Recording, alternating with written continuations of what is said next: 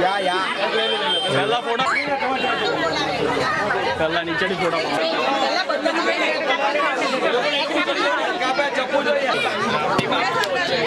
જરાક પાછળ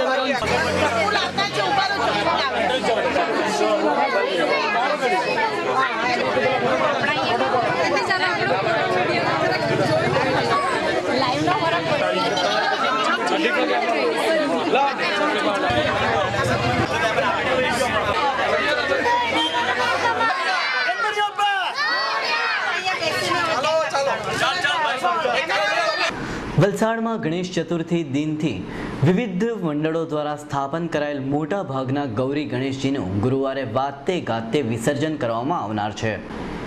દર વખતે શ્રીજી વિસર્જન દરમિયાન ચુસ્ત પોલીસ બંદોબસ્ત ગોઠવવામાં આવે છે, ત્યારે ચાલુ વર્ષે પણ જિલ્લા પોલીસ વડાના માર્ગદર્શન હેઠળ શહેરમાં ચુસ્ત પોલીસ બંદોબસ્ત માટેની તમામ તૈયારીઓ પૂર્ણ થઈ ગઈ છે।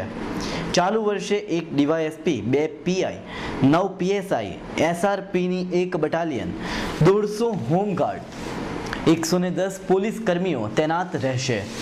ગણેશ વિસર્જન દરમિયાન તમામ નક્કી કરાયેલા રૂટ ઉપરથી વિસર્જન યાત્રા નીકળશે અને આઝાદ ચોક થઈ ઔરંગા નદી પહોંચી શ્રીજીની પ્રતિમાનું વિસર્જન કરવામાં આવશે। બપોરના 12 કલાકે વિસર્જન યાત્રા નીકળશે અને તબક્કાવાર આગળ ધપશે। શ્રીજીની વિસર્જન યાત્રા દરમિયાન કાયદો વ્યવસ્થા અને ટ્રાફિક નિયંત્રણની સ્થિતિ જળવાઈ રહે તે માટે તંત્ર ખડા પગે ફરજ નિભાવશે। વલસાડ શહેરમાં આવતીકાલે 16/9/2010ના રોજ ગણપતિ વિસર્જન માટે જરૂરી પોલીસ બંદોબસ્ત રાખવામાં આવેલ છે। અમને બંદોબસ્તમાં 1 ડીવાયએસપી સાહેબ, 2 પીઆઈ પોલીસ ઇન્સ્પેક્ટર કક્ષાના અધિકારી અને 8 પોલીસ સબ ઇન્સ્પેક્ટર કક્ષાના અધિકારી તેમજ 120 જેટલા પોલીસ કર્મચારીઓ, 150 જેટલા હોમગાર્ડ્સના જવાનો અને એસઆરપીનું 1 સેક્શન એ રીતે અમને બંદોબસ્ત ફાળવવામાં આવેલો છે અને તમામ વિસ્તારોમાં ચુસ્ત બંદોબસ્ત રાખવામાં આવેલ છે। અને ગણપતિ આયોજકને પણ વિનંતી છે કે સમયસર પ્રોસેસ ચલાવે અને પોલીસને સહકાર આપે અને આપણા નિયત સમય કરતાં વહેલા આપણે ગણપતિનું વિસર્જન કરીએ, મૂર્તિનું વિસર્જન કરીએ એવી વલસાડના જે ગણપતિ આયોજક મિત્રોને પણ હું આ તબક્કે વિનંતી નમ્ર અરજ કરું છું। વલસાડમાં ન્યૂ નવસર્જન યુવક મંડળ દ્વારા પણ શ્રીજીની સ્થાપન કરાયું હતું અને સોસાયટીના યુવકો તેમજ બહેનો દ્વારા આરતી તેમજ પ્રસાદ અને સત્સંગનું સુંદર આયોજન કરાયું હતું।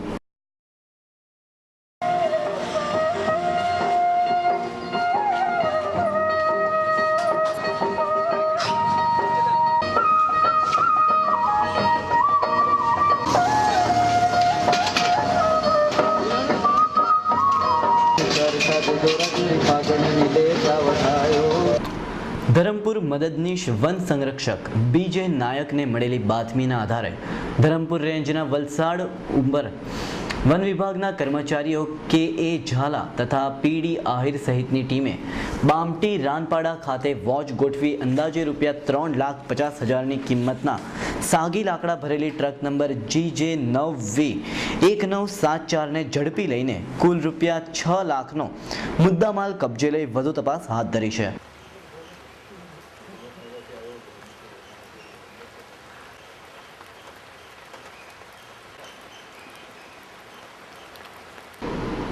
સમાચારોની રફતાર ચાલતી જ રહેશે, તો જોતા રહો સત્ય ન્યૂઝ।